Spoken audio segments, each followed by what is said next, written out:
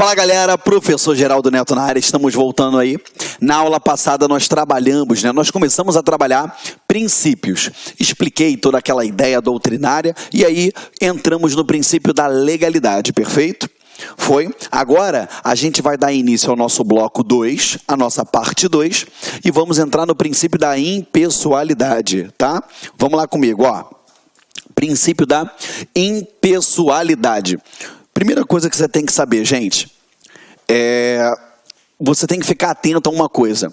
Quando a gente fala em princípio da impessoalidade, significa que o administrador público ele deve ser impessoal. Ele tem que ser impessoal. Ele não pode atuar, ele não pode agir de acordo com seus gostos, com seus desgostos, com seu prazer, com suas emoções. Não.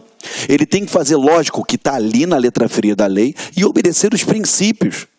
Ele não vai levar em consideração características de ordem pessoal, entendeu? Então a gente tem que ficar atento a isso daí, tá bom? Aí agora a gente aprofunda de forma mais técnica dentro do princípio da impessoalidade. Acompanha comigo aí, ó. Ele diz aí, ó, comumente o princípio da impessoalidade admite o seu exame sob os seguintes aspectos. Aqui, ó. Deve ser de isonomia por parte da administração pública. O que é isonomia? Se você está chegando agora, está começando a ver agora esse módulo e você não teve ainda aquela possibilidade de estudar outros tópicos de direito, o que é isonomia? Igualdade. Falou em isonomia, falou em igualdade. Tá bom? Igualdade. Tá? Então ele tratou de forma isonômica, tratou de forma igualitária, perfeito? Vamos lá, ó, dever de isonomia por parte da administração pública. Trato a todos de maneira igual. Ok? Trato de maneira igual. É lógico, algumas situações exprimem certas desigualdades. Se você for analisar a lei que trata, a 13.146, dos deficientes de 2015, você vai perceber que ela dá algumas prioridades, por exemplo, no atendimento emergencial de socorro. Agora é óbvio, entendeu? Que naquele caso ali fica condicionado a uma análise médica, né? Agora, eu tenho essa preferência? Tenho. Eu tenho a preferência em filas para idoso, gestante, crianças de colo, lactantes, perfeito? Obesos. Tem preferência? Tem. Por quê? A lei deu aquela preferência. Está tratando de forma igual? Não, peraí. Eu estou gerando uma desigualdade para que lá no final eu venha ter o quê? Uma igualdade maior. Entendeu? Foi essas prestações positivas. Elas existem justamente para isso, para trazer essa igualdade maior, tá? Acompanha comigo aqui, ó. Dever de conformidade aos interesses públicos, ou seja, tudo que o administrador público fizer, além de tratar a todos de forma igual, tem que estar nos moldes, tem que estar conforme ao interesse público. Por isso que a gente chama também de quê? O princípio da impessoalidade de finalidade. Quem fala muito isso é o professor Celso Antônio Bandeira de Mello. Tá? Ele diz que são íntimos. Então, quando eu vou atuar em conformidade com o interesse público sempre será o quê? A finalidade. A sua finalidade é atender o interesse público. Tá? Vedação, a promoção pessoal do agente público. Vou dar um exemplo para você. O prefeito de uma determinada cidade, ele fez uma obra, uma praça com quadra poliesportiva, com brinquedos para crianças, e aí ele vai e fala que essa praça, quem construiu foi eu, prefeito Geraldo Neto, o melhor de todos, na verdade de todas as galáxias, porque eu fiz isso. Peraí, você está percebendo que eu estou me promovendo, eu estou tentando elevar a minha pessoa com algo que de fato tem que ser voltado ao interesse público, tem que ser dado com igualdade a todos. Então ele veda essa promoção pessoal, perfeito? é uma vedação à promoção pessoal. Então você percebe, é lógico, né? A gente percebe uma série de princípios violados, mas nesse caso, eu estou tentando me promover às custas daquilo ali. Então, eu vou fazer o quê? Eu estou tendo uma promoção pessoal, eu estou ferindo a impessoalidade, eu estou sendo, na verdade, pessoal. Eu estou linkando aquela atuação à minha pessoa. Você, se não já estudou, mas se já estudou, você vai lembrar, se não estudou, você vai aprender agora, que quando a administração pública ela pratica um determinado ato, aquele ato ele é imputado ao órgão a qual pertence aquele agente, e não ao agente. Tanto é que quando você está acompanhando aí o noticiário, você percebe que você ouve, né, a notícia que foi efetuada uma prisão pela Polícia Federal. Eles não falam assim, não, porque o agente Felipe prendeu o fulano de tal. Negativo, eles falam que a Polícia Federal efetuou aquela prisão. Por quê? O atuar daquele agente público não fica vinculado à sua imagem, ele não pode ter promoção pessoal com aquilo. É imputado a quê? Ao órgão, à entidade a qual ele pertence. Beleza? O nome disso aí a gente vai aprofunda dentro da teoria dos motivos determinantes, tá bom? Mas aí ou da imputação volitiva, enfim, a gente vai... Lá na frente eu faço essa distinção com vocês, tá bom? Mas, por enquanto, guarde isso daqui que eu estou falando para vocês, tá? Veda essa promoção pessoal, tá? Então, a gente tem que pegar e lembrar disso sempre, tá? Quando a gente fala do princípio da impessoalidade, deixa eu só apagar aqui para fazer um pequeno esboço aqui para vocês, tá? Se eu falei em impessoalidade...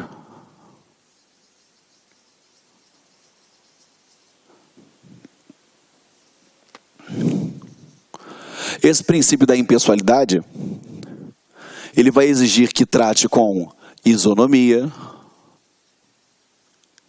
que você já sabe que é a mesma coisa do que igualdade.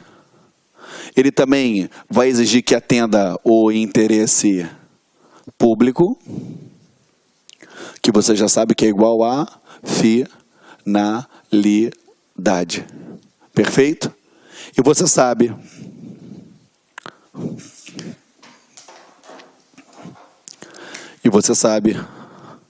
que, veda a promoção pessoal do agente.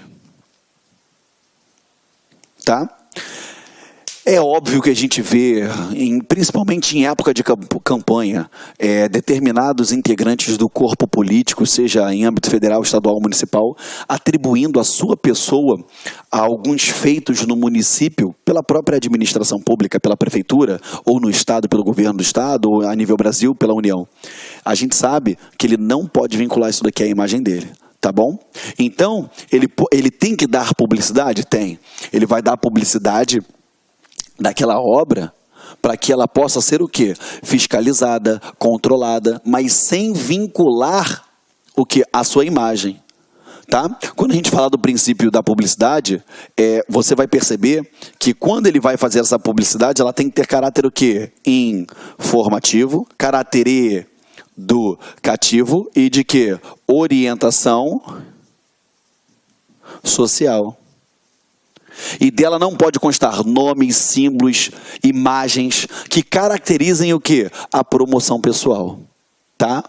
Então, eu dou publicidade. Sim, eu dou publicidade. Mas essa publicidade tem caráter informativo, educativo e de orientação social.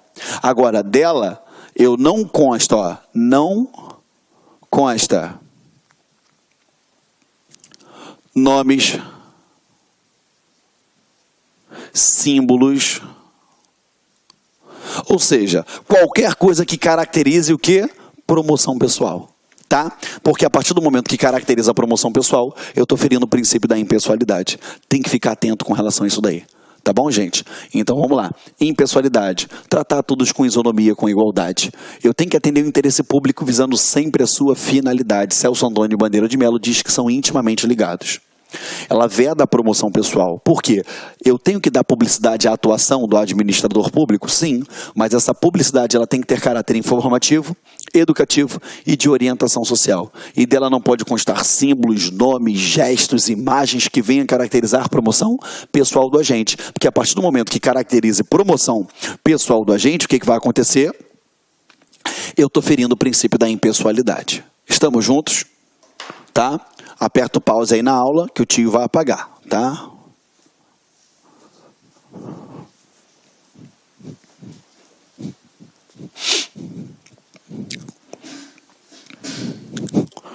Vamos lá. Continuando aqui, ó.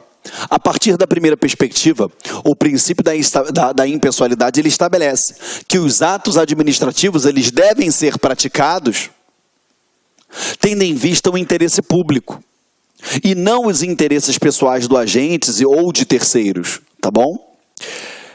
Ele impede assim que a administração beneficie ou prejudique esta ou aquela pessoa. O que eu estava falando para vocês? O agente público, né, o prefeito daquela cidade, ele tinha competência para desapropriar um imóvel. Ele foi lá desapropriar só para prejudicar aquela pessoa. Ou então, ele desapropriou um determinado imóvel, por quê? Só para poder beneficiar uma determinada pessoa. Agindo, seja prejudicando, seja beneficiando, com essa vontade, ele está ferindo a impessoalidade. Tá bom? Vamos lá, acompanha comigo aí. Aqui, ó, nessa concepção, representa uma faceta do princípio da isonomia, pois objetiva a igualdade de tratamento que a administração deve dispensar aos administrados que se encontrem em idêntica situação, sem favorecimento ou discriminações de qualquer espécie. Por isso que a Constituição exige, por exemplo, concurso público para ingresso em cargo efetivo ou em emprego público. Artigo 37, inciso 2, tá? Que obrigatoriamente eu tenho que ter um concurso público de provas ou de provas e títulos para ocupar cargo ou emprego público, perfeito?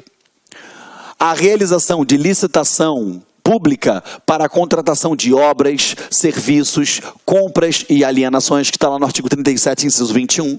E a gente sabe que a gente vai estudar isso daqui. Essa lei que trata de licitações e que trata dos contratos é a Lei 8666. É uma lei que assusta todo mundo, mas que você vai ver que, ó, é chupeta de você aprender. Molezinha. Não tem nada de difícil nessa lei. Perfeito? É só ter atenção porque ela tem muito detalhe. Entendeu?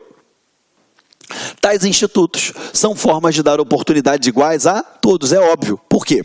Pensa comigo, se quem fosse trabalhar lá na administração pública fosse um parente, um amigo, ou fosse alguém por algum modo de algum interesse, a gente percebe que se eu não tivesse um processo seletivo, aquele processo seletivo ele poderia se deixar levar por características de ordem subjetivas, entendeu?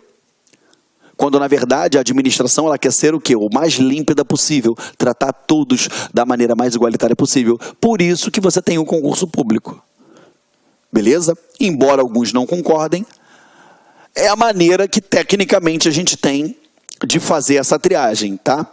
Embora a gente saiba que, às vezes, aquela pessoa extremamente capacitada para o desempenho daquelas funções acaba por não o exercer porque não acertou questões de uma matéria que sequer na prática vai usar. Mas, enfim, mas a outra que acertou está lá e pode ser o quê? Infinitamente menos qualificada ou ter aquela predisposição a desempenhar aquele cargo. Entendeu? Vou dar um exemplo para você.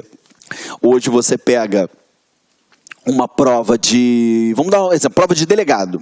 A prova de delegado, você tem que ter uma pessoa que tem aquela predisposição, aquela preferência em trabalhar naquela área policial, que, lógico, ela demanda uma certa atenção, um zelo, um cuidado, entendeu? E, lógico, né? Tem que gostar daquilo.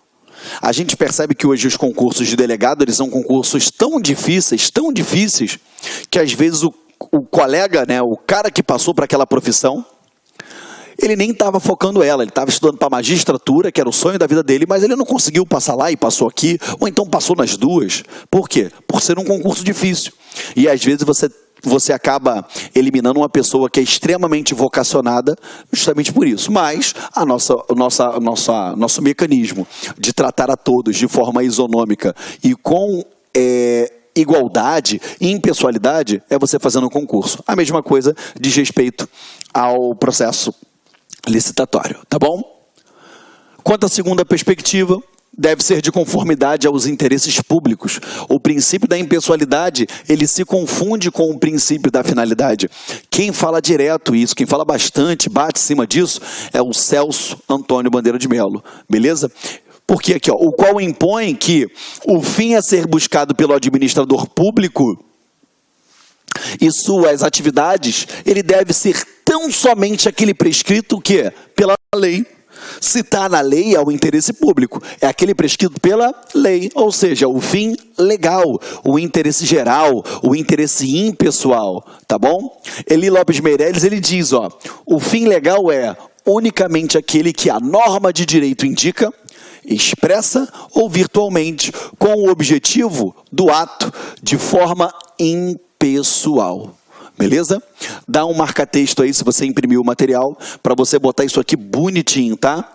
Eli Lopes Meireles, ele diz, ó, o fim é unicamente aquele que a norma de direito indica. Ou seja, só aquele que a norma de direito indica. Expressa ou virtualmente como objetivo do ato, de forma impessoal. Perfeito? Qualquer ato praticado com objetivo diverso do interesse público, ele será considerado nulo por desvio de finalidade, tá?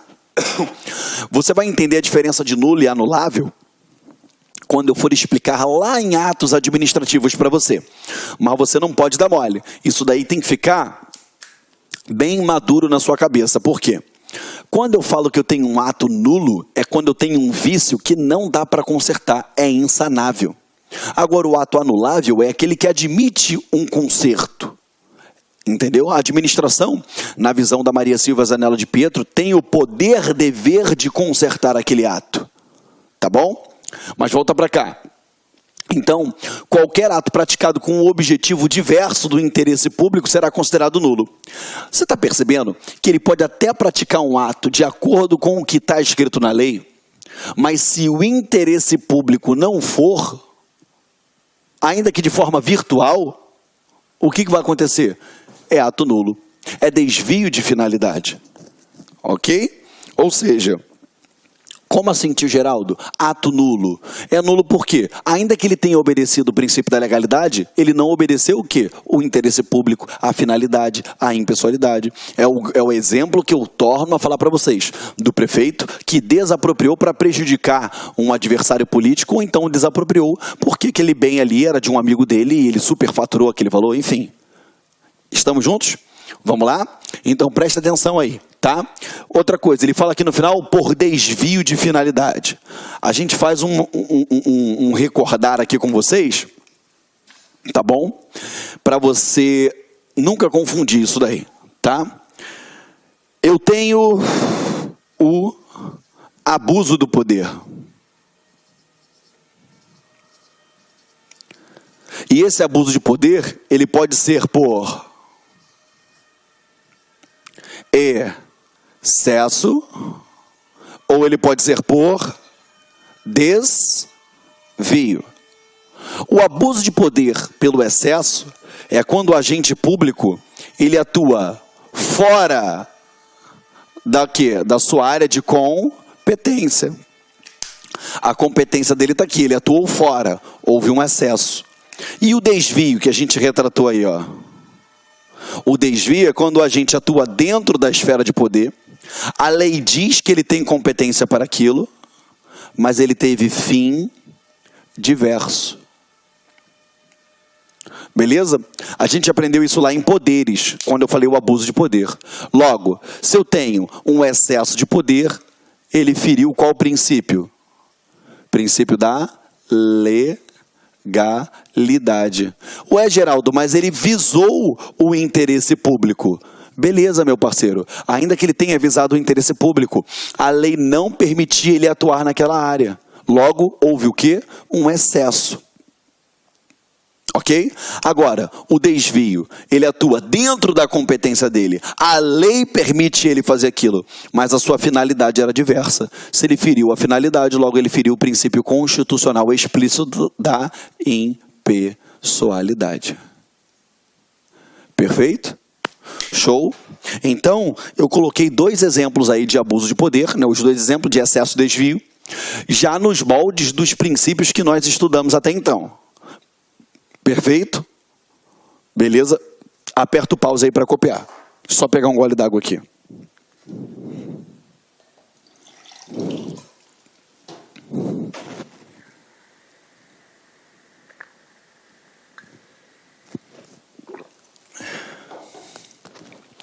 Vamos lá. Perfeito? Vou apagar aqui o quadro agora, a gente continua. Garoto, eu vou pra Califórnia. Eu gosto de cantar, gente. Gosto de cantar mesmo. Vamos lá. Só não sei, né? Aqui, ó. Vem comigo aqui. Em relação ao terceiro enfoque, o princípio da impessoalidade veda a promoção pessoal do agente. Aqui, ó, à custa de realizações da administração pública. É aquele lance que eu falei do administrador público, do parlamentar, do político, que ele vincula a sua imagem tal programa governamental. Por exemplo, o político Joãozinho das Contas é que criou o Fome Zero. E aí eu vinculo aquilo ali à pessoa dele. Não, gente, isso daí é horrível, é péssimo, isso daí não pode fazer. Isso aí fere o princípio. Só que a gente não vê isso daí na prática, né? Mas aqui a gente sabe que não pode, tá? Aqui, ó. Com efeito, as realizações governamentais não devem ser atribuídas ao agente ou à autoridade que os pratica. Estes apenas lhe dão forma, beleza? Eles apenas dão forma a ela. Lembrando, hein, gente? Lembrando, já expliquei isso para vocês, tá? Ao contrário, os atos e provimentos administrativos devem ser vistos como manifestações institucionais do órgão ou da entidade pública. Foi o que eu falei. Quando aquele agente da Polícia Federal, ele prende um determinado criminoso, não é o agente que prendeu, e sim o quê? A instituição Polícia Federal. Beleza? O servidor ou a autoridade, ele é apenas o quê? Um meio de manifestação da vontade estatal. Ok? Porque toda vontade, ela emana do Estado e pertence ao Estado. E o Estado responde por ela. Entendeu? De forma objetiva. Entende? Então, assim, eu vou imputar aquela manifestação, aquela atuação à administração pública, o órgão, a entidade, enfim. Tá? Ó, a própria Constituição Federal contém uma regra expressa decorrente desse princípio. Ao proibir que, conste, foi o que eu expliquei para vocês lá naquele fluxograma, nome, símbolo, imagens que venham caracterizar o quê? Promoção pessoal das autoridades ou dos servidores públicos. Beleza? De atos, programas, obras, serviços ou campanha dos órgãos públicos. Ou seja, essa obra é uma obra do governo Geraldo Neto, pensando sempre o melhor para você. Eu estou ferindo o princípio da impessoalidade, eu não posso fazer isso. Não, essa campanha de vacinação é a campanha Geraldinho, porque ele que está fazendo. Não sou, é a administração pública. Entendeu? Aqui, ó, o STF... Tá? Agora olha o entendimento do STF. Ele também entende que essa vedação ela não atinge só o administrador público. Perfeito? Ela atinge também a qualquer menção a partido político do administrador público. Como assim? Ó, essa daqui não foi uma obra, vamos lá. Não é uma obra do partido do PG, do Partido do Geraldo. Isso aqui é uma obra do PG. Não pode. É uma obra da administração pública. Perfeito? O problema é que na prática a gente vai ver extremas violações a essas disposições. Desrespeito flagrante nisso, tá? Assim, uma obra realizada em determinado município não poderá ser anunciada como obra do senhor fulano, prefeito daquele local, entendeu? Ou da senhora ciclana, secretária de obras, ou nem mesmo do partido do Geraldão, como eu falei aqui para vocês. Daquela legenda política das autoridades. A obra ela deverá ser sempre tratada e anunciada como uma obra do município, uma obra da prefeitura, e ela é vedada a qualquer alusão a características dos agentes públicos, respectivos partidos políticos, inclusive eventuais símbolos ou imagens ligados aos seus nomes. Se você analisar, toda vez que troca de governo na sua cidade, toda vez que troca de governo no seu estado, ou a gente viu agora mesmo, recentemente aí, com a saída, com a troca na presidência da República, a gente percebe que muda o símbolo, muda o slogan, muda o desenhozinho, muda uma série de coisas para que vincule aquilo ali ao cara que está lá. E a gente sabe que não pode, entendeu? É vedado, a Constituição veda, entendeu? Isso é um flagrante de respeito a elas. Aqui, ó. Esse terceiro enfoque do princípio da impessoalidade, ao retirar a responsabilidade pessoal dos agentes públicos, permite que se reconheça a validade dos atos praticados em nome da administração por agente cuja investidura no cargo venha a ser futuramente anulada, agente de fato ou putativo. Tá? Repetindo para você não se perder. Esse terceiro enfoque ao princípio da impessoalidade, aqui ó, ao princípio da impessoalidade, ao retirar a responsabilidade pessoal dos agentes públicos, ele permite que se reconheça a validade dos atos praticados em nome da administração por agente cuja investidura no cargo venha a ser futuramente anulada. Vou dar um exemplo para vocês. Pensa comigo. Eu, Geraldo Neto, sou servidor público. Sou magistrado, juiz. Aí beleza, eu tô lá trabalhando há 5 anos como juiz. Passei no concurso, todinho. 5 anos depois, descobrem que o meu diploma era falso. Ou então eu não tinha aquela prática exigida de 3 anos para tomar posse como magistrado. Eu não tinha aquela prática jurídica e eu falsifiquei um documento de prática jurídica. Logo, houve uma nulidade, entendeu? E foi anulada aquela minha nomeação. Foi anulada, na verdade, a minha investidura naquele cargo. Aí eu falo para você. A gente sabe, né? A gente sabe assim, eu vou explicar para vocês. Tudo bem que depende da ordem que você está assistindo essas aulas. Mas eu vou explicar, porque eu ainda vou gravar, a parte de atos administrativos. E aí a gente vai operar com os efeitos, né? Quando eu anulo, quando eu revogo. E você sabe que se tem uma nulidade, o efeito ele é ex tunc. Ele é T de testa, é da testa para trás, ele tem retroatividade. E aí, peraí, vai voltar no tempo e a prática desses atos? Justamente. Como aquele ato ele se diz ter sido praticado não pelo agente público e sim pela administração, você faz o quê? A manutenção da validade daqueles atos. O reconhecimento daquela validade. É isso que está escrito aqui. Perfeito? Por isso que eu imputo a quem? A administração pública. Entendeu? E não ao agente que praticou aquele ato. Senão, imagina, durante 5 anos, todas as sentenças que aquele juiz proferiu, que eu, né, que eu botei o exemplo como eu, que eu falsifiquei a documentação e eu proferi aquelas sentenças. Olha como você afetaria. Entendeu, gente? Estamos juntos? Foi? Vamos lá. Olha só. Como decorrência do princípio da impessoalidade, a Constituição Federal, ela proíbe a presença de nomes, símbolos ou imagens que caracterizem promoção pessoal de autoridades ou servidores públicos em publicidade de atos, programas, obras, serviços e campanhas de órgãos públicos. Certo ou errado?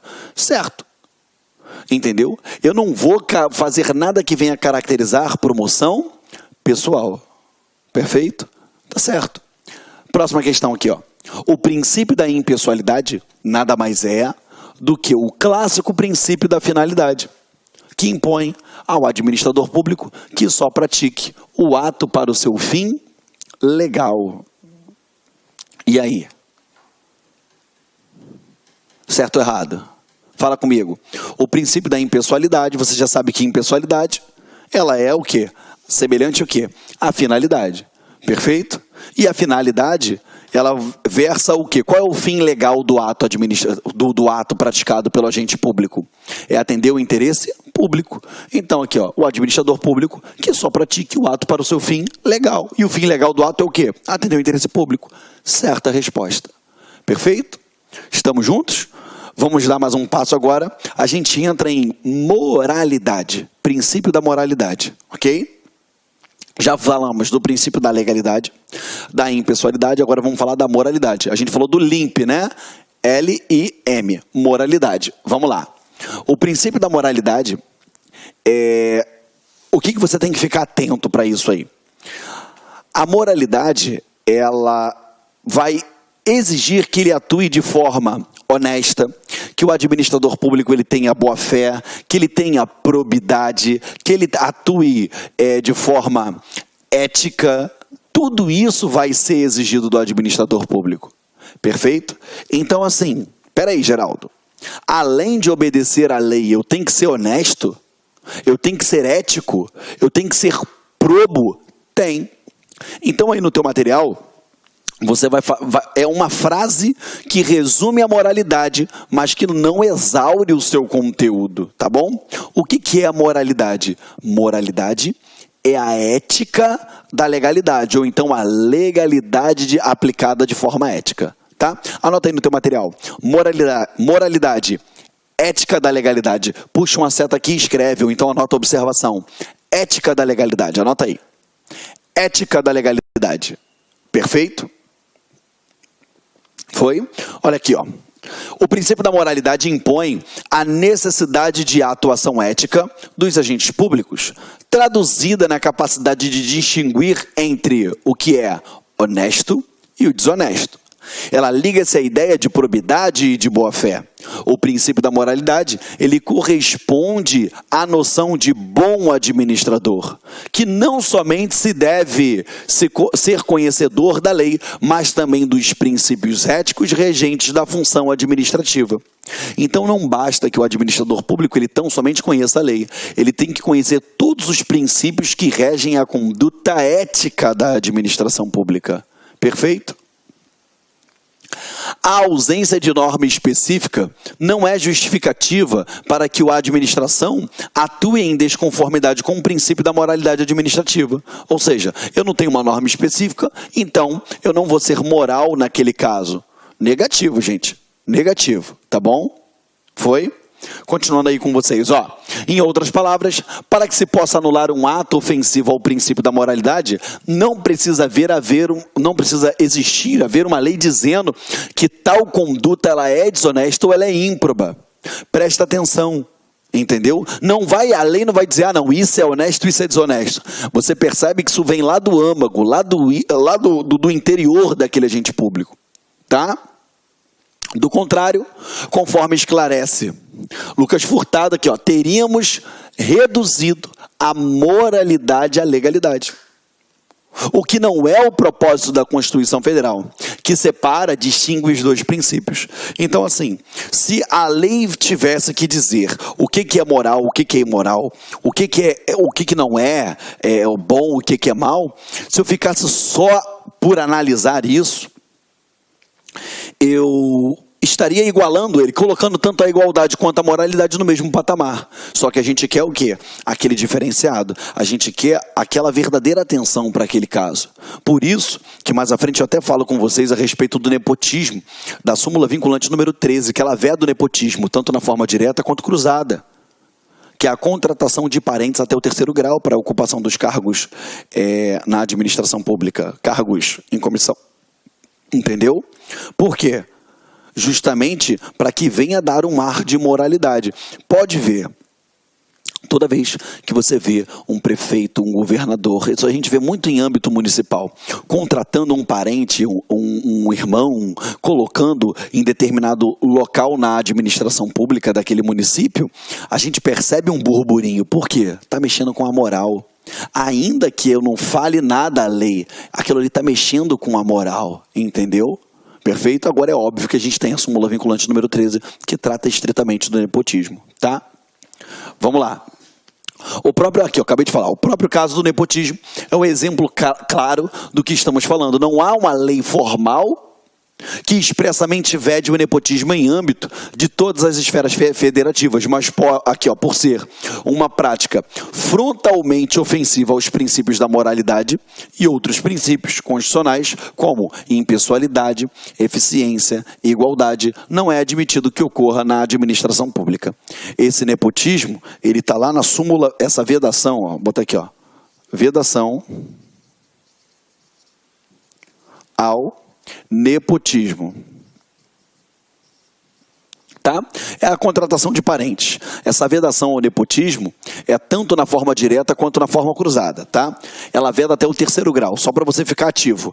Você sabe grau de parentesco? Todo mundo fala, né? Porque meu irmão é de 1º grau, meu primo é de 2º, pelo amor de Deus, tá? E esquece isso. Só para você ter uma ideia de como funciona. Ó, a árvore genealógica aqui, ó. Vou botar aqui rapidinho, ó. Eu tenho meu pai, eu tenho mamãe, eu tenho vovô, eu tenho vovó, eu tenho tio, tia, eu tenho primos, tá? Eu tenho minhas irmãs. Vamos lá. Qual é o meu grau de parentesco com meu pai e com a minha mãe? Pô, meu grau com meu pai e com a minha mãe é 1º grau. E com meu avô e minha avó? Opa, para ir para o vô e para a avó tem que passar pelo pai e pela mãe primeiro. Então, ó, um para o pai e para a mãe, mais um para o vô e para a avó. Então, vô e vó é parente de 2º grau. E para o tio? Tem como eu sair direto para o meu tio? Não, eu tenho que ir no meu pai, para subir no meu avô, para depois descer no tio. Tio é parente de 3º grau. E primo? Desce mais um para o primo, primo é de 4º grau. E pai e mãe? Sobe um para o pai e para a mãe, desce no irmão. Irmão é de 2º grau. Então, esquece aquele papo que tu falava que fulano é meu primo de 2º grau. Para com essa pobreza na tua vida, tá bom? Beleza? Então aqui, ó, eu tenho os meus parentes em linha reta e meus parentes em linha colateral. A vedação ao nepotismo é tanto em linha reta como colateral. Por quê? O meu tio, ele é meu parente de 3º grau, em linha colateral. O meu bisavô é meu parente de 3º grau, em linha reta. O meu bisneto, meu parente, em linha reta, de 3º grau. O meu sobrinho, meu parente, em linha colateral.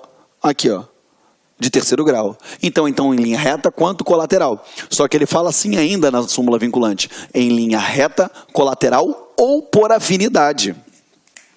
O que é a afinidade? Vamos lá. Eu sou casado, eu tenho a minha mulher, correto? Minha esposa.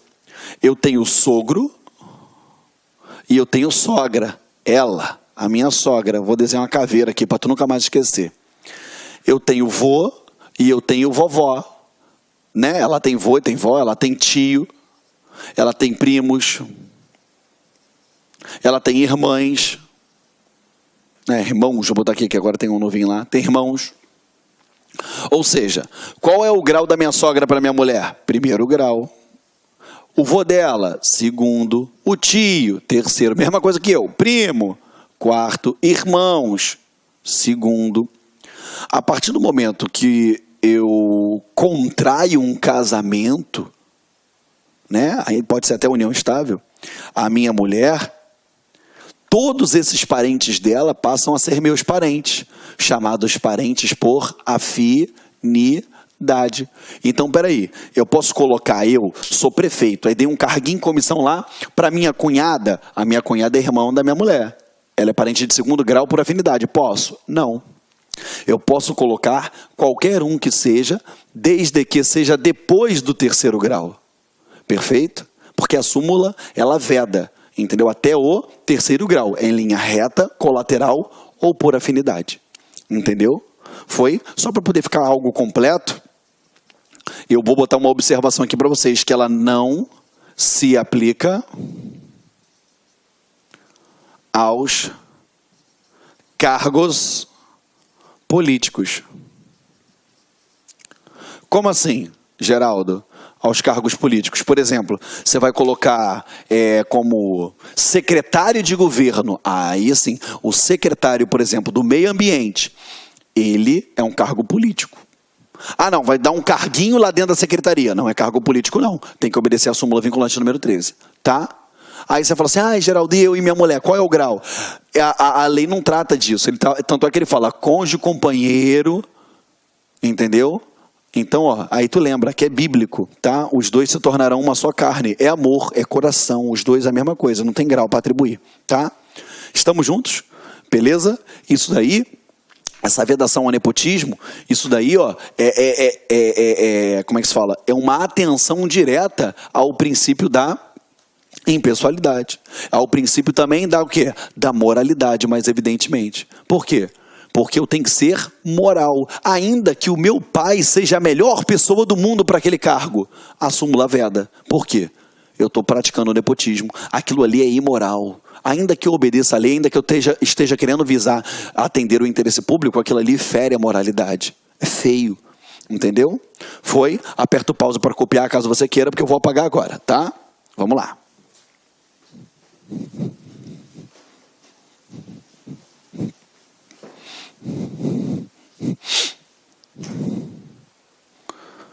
Vem. Por fim, perdão. Registre-se que um importante meio disponível a qualquer cidadão para provocar o controle judicial da moralidade administrativa é a ação popular. Como assim? Está lá no artigo 5º, inciso 73. Eu até tenho uma musiquinha que eu falo, né? Fere a moralidade, isso dá o que falar, está no 5º, 73, cabe a ação popular. Ou seja, quando é que cabe a ação popular? É quando alguém mexer com seu papai e com a sua mamãe. Então tu grava na cabeça, ação popular, papai, mamãe. Ação popular, papai, mamãe. PPMM, papai e mamãe, lesão, ameaça de lesão ao patrimônio público, patrimônio histórico e cultural, ao meio ambiente e à moralidade administrativa. Beleza? Foi. Lembrando, tá? Que isso daqui, quem é que pode provocar através da ação popular? É qualquer cidadão. Aí você vai aprender lá no direito constitucional que cidadão é aquele que está com seus direitos políticos ativo, ok? Quer votar e ser votado, tá bom? Qualquer cidadão é parte legítima para propor a ação popular que vise anular ato lesivo ao patrimônio público ou de entidade de que o Estado participe, à moralidade administrativa, ao meio ambiente e ao patrimônio histórico e cultural, ficando o autor, salvo comprovada má-fé, isento de custas judiciais e do ônus de sucumbência, tá bom? Ou seja, eu tenho que pagar custas judiciais para entrar com ação popular? Não, ela é uma ação gratuita, salvo se o cara tiver de má-fé. Ele perdeu a ação popular. Beleza, ele tem que pagar o ônus de sucumbência. O ônus de sucumbência é quando você entra com a ação, aí você perde a ação e você ainda tem que pagar um dinheiro para o advogado da outra parte, entendeu? É a sucumbência. Só para você ficar ativo aqui. Aí eu tenho que pagar a sucumbência? Não, a não ser que esteja de má fé. Tá bom? Vamos contigo aqui. Deixa eu apagar aqui. Vamos lá. Questão caiu no TJ do Distrito Federal. Haverá ofensa ao princípio da moralidade administrativa sempre que o comportamento da administração, embora em consonância com a lei, ofender a moral, os bons costumes, as regras de boa administração, os princípios de justiça e a ideia comum de honestidade. Gente, certíssimo isso. Certíssimo. A gente viu aqui agora. Tá? Olha lá, ó. TJ... em consonância com os princípios constitucionais da impessoalidade e da moralidade, ou seja, impessoalidade e moralidade. O STF, por meio da súmula vinculante número 13, considerou proibida a prática de nepotismo na administração pública, inclusive a efetuada mediante designações recíprocas, ou seja, o nepotismo cruzado. Tá certo. O que é o nepotismo cruzado, meu querido aluno, meu querido amigo? O nepotismo cruzado é quando você tem o ajuste mediante a designações recíprocas. Vamos lá. É aquela malandragem, né, do brasileiro. E eu não posso contratar o meu pai, que é meu parente de primeiro grau. Mas aí o que eu faço? Eu pego e contrato a sua irmã, o seu irmão, e você contrata o meu pai. Ou seja, eu tive designações recíprocas. É o nepotismo cruzado. Eu contrato o seu, você contrata o meu. Isso pode? Não. Perfeito? Isso também é vedado, tá bom? Tanto pelo princípio da impessoalidade, quanto pelo princípio da moralidade, conforme a gente trabalhou aqui em sala de aula. Estamos juntos? Vamos lá. Agora a gente cai dentro, aprofundando no princípio da publicidade. Vem comigo. O que é o princípio da publicidade? Meu amigo, minha amiga que está em casa me assistindo, a publicidade, ela tem o seu valor dentro da administração pública. A gente sabe que a publicidade ela vai ser vedada com o fim de ter promoção pessoal. Ela é vedada para isso. Mas ela é obrigatória para quê? Para que eu venha tornar público os atos praticados pelo administrador público. Os atos praticados dentro da administração pública. Justamente para que eu possa ter um controle daqueles atos.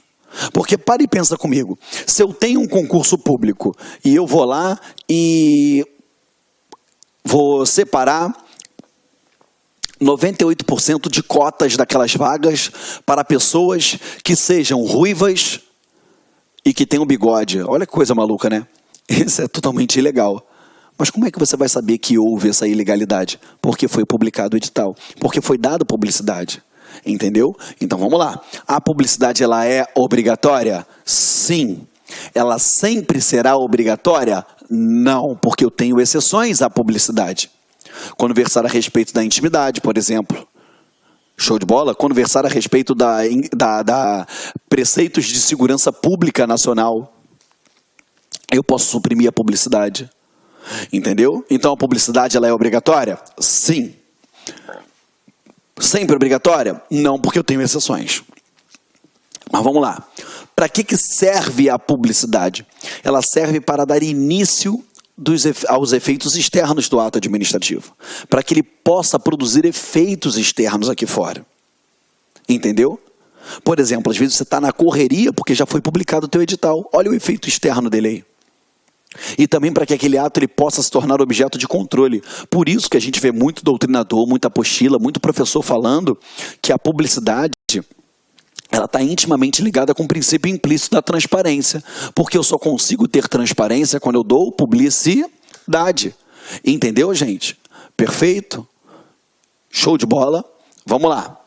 Ah, outra coisa, tá? A publicidade, ela tem que ter caráter. Já expliquei lá atrás, quando eu falei da impessoalidade, e a gente torna a falar mais uma vez.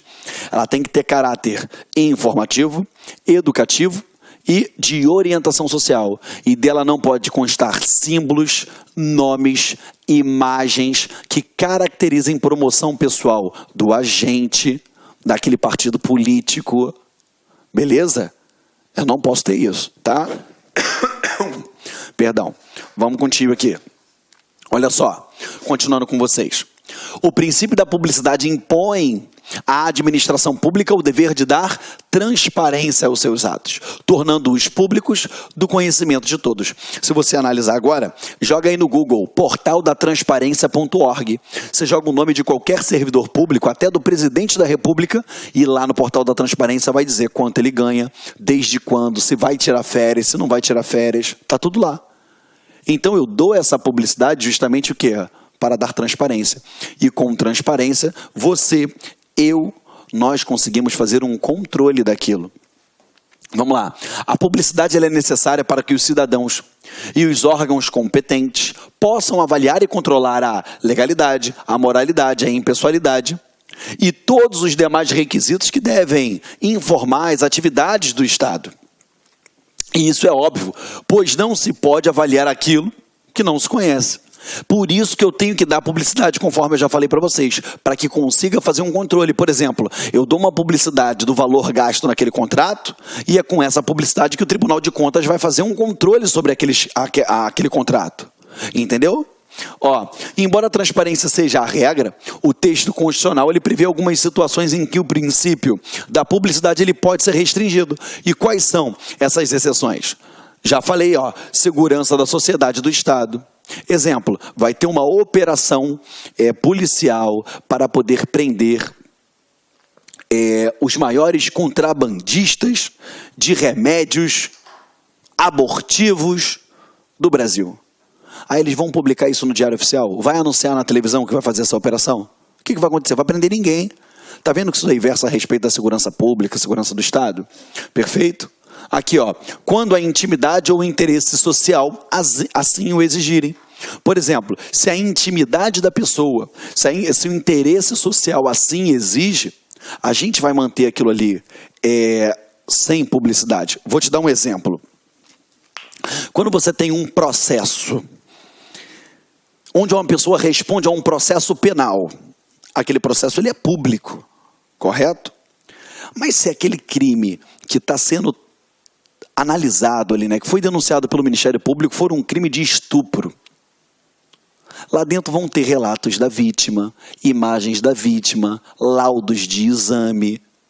Se, por exemplo, o estuprador mordeu, lesionou, tem as fotos das lesões, tudo isso para ser julgado. Você entende comigo que isso daí versa, a intimidade dela tem que ser preservada? Senão eu vou continuar violando aquela vítima. Entendeu? O pior efeito que tem, talvez até pior do que o que ela sofreu, ela ficar exposta àquilo ali. Você entendeu que a publicidade vai ser suprimida? Outro exemplo, nas varas de família, os processos, vamos lá, na vara de família, pensão alimentícia, exame de DNA, divórcio, tudo isso corre em segredo de justiça. Se você entrar lá com o número do processo, você vai ver que só sai as iniciais do nome da pessoa, não sai o nome completo, não sai o nome da pessoa, justamente para preservar a intimidade, entendeu? O interesse social o exige. Estamos juntos, meus amigos? Perfeito? Então vamos lá. Só para a gente fechar a publicidade. A publicidade ela é obrigatória? Sim. Sempre? Não, porque admite essas exceções que eu falei com vocês.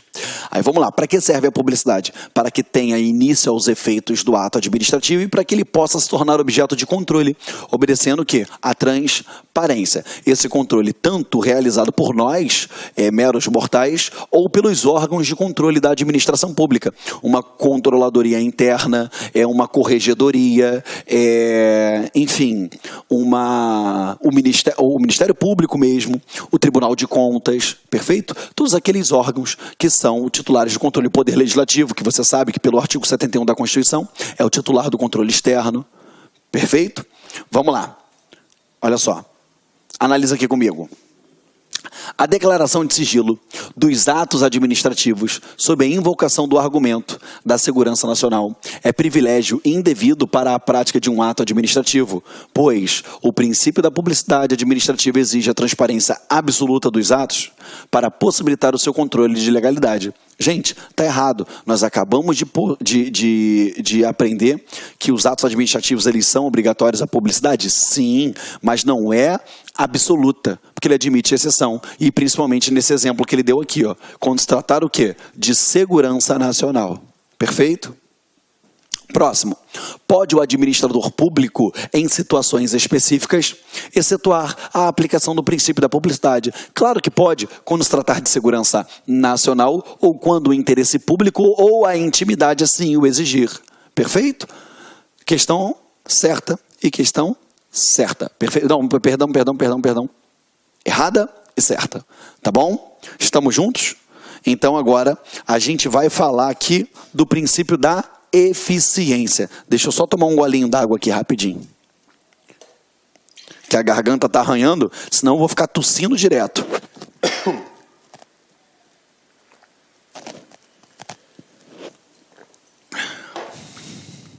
Vamos lá. Princípio da eficiência. Perdão, passei demais. O que é o princípio da eficiência? Se você analisar, historicamente, né, a administração pública ela foi evoluindo, né? Lá no início, nós tínhamos a administração pública patrimonialista. Ou seja, o patrimônio do administrador público, ele se confundia com o patrimônio da administração. Exemplo, o que era do rei e o que era do Estado? O que era da administração pública? Os patrimônios se confundiam. Aí, lógico, a gente foi evoluindo, tivemos revoltas, reformas, enfim. Nós chegamos na administração pública burocrática. Ou seja, eu implementei o princípio da legalidade, eu implementei o princípio da moralidade e eu separei o que era patrimônio do administrador público e da administração pública. Só que olha só, o próprio nome já traz já pesa pra gente, né? Administração pública burocrática. Burocracia, demora, procrastinação, tá obedecendo a lei, beleza, tá moral, mas tá muito lento, tá moroso. Aí eu comecei a exigir que a administração pública me tratasse igual quando eu entro num restaurante. Me trate bem, me forneça o que eu quero no tempo mais rápido possível, porque se não oferecer, eu vou chamar quem? O gerente, para resolver o problema. E aí a gente evoluiu para a administração gerencial. E aí, a administração gerencial, nós tivemos o implemento do princípio da eficiência. Perfeito? E o que é a eficiência? Ela consiste na racionalização dos meios para a consecução dos fins de natureza pública. Eu vou melhorar a maneira de trabalhar aqui, eu vou procurar melhorar a minha estrutura para continuar prestando aquele serviço. Seja de uma maneira mais dinâmica, de uma maneira mais precisa, uma maneira que atenda melhor os anseios da administração pública, ou melhor dizendo, dos administrados. Perfeito? Então, a gente percebe que eu tive a evolução da administração pública patrimonialista para a administração burocrática para a gerencial. Foi justamente na gerencial que eu tive o implemento do princípio da eficiência. A eficiência na nossa Constituição Federal, no seu texto original de 1988, ela não estava presente. Entendeu? Ela não estava presente. E ela só veio a se tornar um princípio explícito com a emenda Constitucional 19 de 1998. A partir daí, eu tive a mudança lá no artigo 37, caput, da Constituição Federal de 88. Que até então, eu só tinha a legalidade, a impessoalidade, a moralidade e a publicidade. Perfeito? Com a evolução para o Estado gerencial, nós tivemos um implemento do princípio da eficiência com a emenda constitucional 19 de 98. Estamos juntos? Foi. Copia, aperta o pause e copia o que o tio colocou aqui. Vou tomar um copinho d'água. E aí a gente vem em cima do que o tio preparou aí no material, para ficar tudo esmiuçado e tudo alinhavado com você, para você não dar mole aí na hora da prova.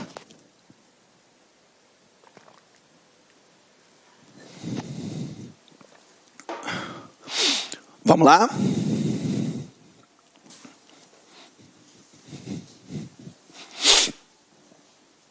Vem. Olha só. O princípio da eficiência, ele exige que a atividade administrativa ela seja exercida com presteza, perfeição e rendimento funcional, buscando assim uma maior produtividade e redução dos desperdícios de dinheiro público, ou seja, fazer mais por menos. É o que você iria fazer numa empresa sua. Eu vou tentar o quê? Fazer muito mais gastando menos. Simples. Beleza? Também denominado princípio da qualidade dos serviços públicos, o princípio da eficiência ele foi inserido na Constituição Federal com a emenda constitucional 19, no ano de 1998. Essa emenda constitucional 19, ela alterou drasticamente do artigo 37 ao 41, e ela foi chamada de reforma administrativa, porque ela versava, assim, em sua grande totalidade, sobre os preceitos da administração pública. Lá no artigo 37, se você abrir aí a Constituição, dá lá, da administração pública. Aí vem o artigo 37, entendeu? Olha só. Destaque-se que o princípio da eficiência, ela não alcança apenas o modo de atuação do agente público, do qual se espera o melhor desempenho para lograr melhores resultados à coletividade. Perfeito? Então, que o princípio da eficiência ele não alcança apenas o modo de atuação dos agentes públicos. Perfeito? Eu espero o melhor dele. Entendeu? Aqui, mais que isso, a administração ela deverá também observá-lo em relação ao modo de organizar, estruturar e disciplinar seus serviços administrativos internos, recorrendo a modernas tecnologias, atualizando seus métodos de trabalho, adequando seus organogramas, etc. Por exemplo, não basta que ela venha bater cachipata lá, slap, em cima do administrador público, para que ele venha ser um servidor mais eficiente. Adianta ela exigir eficiência de mim, mas ela está me mandando eu fazer o documento numa máquina de escrever? Ou então num computador desatualizado? Entende o que eu estou falando? Tanto é, eu vi uma notícia, pode ser verdadeira, pode ser falsa, enfim. Vi lá na internet, esses dias, que já foi autorizado a justiça a fazer intimação pelo WhatsApp. Olha que coisa maravilhosa. Porque às vezes o oficial de justiça vai lá bater na casa daquela pessoa ou no trabalho e não acha como é que eu consigo fazer a citação, fazer a intimação. Aí, mas eu tenho o número de telefone. Vai lá, manda a intimação, a citação, visualizou, show de bola, certifica, tá valendo. Entendeu? Sendo verdade ou não, olha que hipótese bacana de introdução de novos mecanismos tecnológicos, entendeu? Adequando isso à administração pública. Entende? Ficou tranquilo, meus amores? Estamos juntos? Perfeito? Aqui, portanto, vê-se que o princípio da eficiência, ele possui dois focos. Um voltado para a conduta do agente público, que é aquilo que a gente já trabalhou, presteza, perfeição e rendimento funcional. E outro para a organização interna da administração pública. Exemplo, para que eu vou ter trocentos ministérios se eu posso agrupar dentro de um único ministério tais e tais e tais e tais pastas? Perfeito? Que aquilo ali vira cabide de emprego, barganha, vira balcão de negócios. Entendeu? Lógico, tira esse viés aí. Mas eu não vou conseguir fazer mais por menos? Eu não estou reestruturando a administração pública? Tá? O princípio da eficiência não é um valor absoluto. E, por isso, não pode se sobrepor aos demais princípios, especialmente o da legalidade. Não há de se sacrificar o princípio da legalidade pela eficiência. Eu não cumpri o que a lei mandou justamente para ser mais eficiente. Gente, isso não existe. Eu não cumpri o que a lei mandou para ser moral. Isso não existe. Entendeu, gente? Estamos juntos? Perfeito? Olha só. Vem comigo aqui, Questões. O atendimento ao princípio da eficiência administrativa autoriza a atuação do servidor público em desconformidade com a regra legal. Gente, eu preciso terminar de ler? Não, porque ele não autoriza o administrador público a fugir da lei. Isso é errado, entendeu? Questão da Procuradoria-Geral do Estado da Bahia. Tá? Aqui, desde que haja a comprovação do atingimento da eficácia na prestação do serviço público correspondente. Para com isso, tá, gente? Ridículo, não há de se sacrificar a legalidade. Entendeu? Vamos lá. Em razão do princípio da eficiência, é possível, mediante licitação, a contratação de empresas que não tenham apresentado toda a documentação de habilitação exigida, desde que a proposta seja a mais vantajosa para a administração pública. Gente, pelo amor de Deus, vocês não estudaram licitações ainda. Mas a gente sabe que uma das fases da licitação é a fase de habilitação. Então, só passa para a próxima fase aquele que foi habilitado. Se a empresa não entregou o documento de habilitação, não há de se falar dela competir. Eu estou ferindo o quê? A própria Lei 8666. Então, eu vou atender à eficiência, mas vou ferir a legalidade. Isso daqui está errado. Perfeito? Show, galera? Olha só, eu encerrei os princípios explícitos com vocês, agora na segunda aula. E na próxima aula, a gente vai trabalhar, nós vamos bater um papo bem didático, bem tranquilo a respeito dos princípios implícitos, beleza? Esgotamos os explícitos do artigo 37 caput e na próxima aula nós vamos ver os princípios implícitos, ok? Beijo grande no seu coração, agradeço a sua permanência aí até o final, que para mim é um grande sinal de respeito, um grande sinal de sucesso e acredite, Nós, do LAC Concursos, estamos grandiosamente comprometidos com a sua aprovação. Acredite nisso. Você vai ser aprovado. Quando você menos espera, a sua aprovação chega.